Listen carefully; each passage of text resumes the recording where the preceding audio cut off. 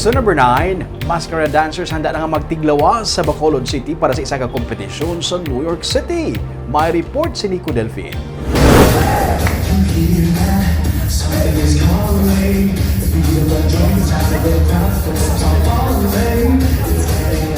Ining pasampol pa lang sang performance ng Barangay Granada Masskara Dancers nga magakumpit sa pagsaulog sa Philippine Independence sa New York sa Hunyo 4.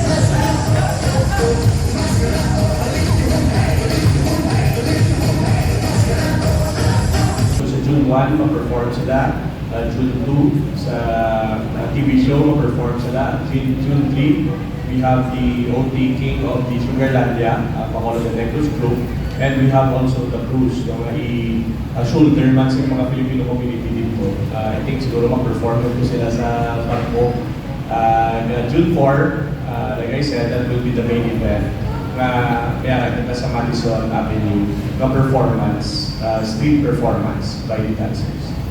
Sa Lunes, magabiyahe na ang 22 ka mga Masskara dancers upod ang pila ka mga konsehal. Magalantaw man si Mayor Albi Benitez sa ila pagpaindis-indis sa Madison Avenue. It's about time, I think, that we start looking international.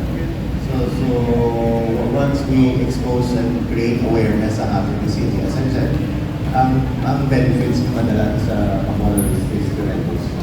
Ang third-year civil engineering student nga si Kristia Joy Guardafe, excited naman nga mag-represent sa Bacolod, magluwas nga first time niya nga magbiyahe abroad. Mixed feeling man kay nakulbaan, and in the meantime, happy man and excited kay first time and syempre New York. And hindi lang siya like Asian country, may US gud siya and New York pa. Knowing makita mo lang sa movies, something ako na. 5 sa mga Masskara dancers ang magapabili naman para mag-perform sa Masskara Festival sa Long Beach, California sa Hunyo 8. They organize a Masskara Festival at the Long Beach Recreation Park.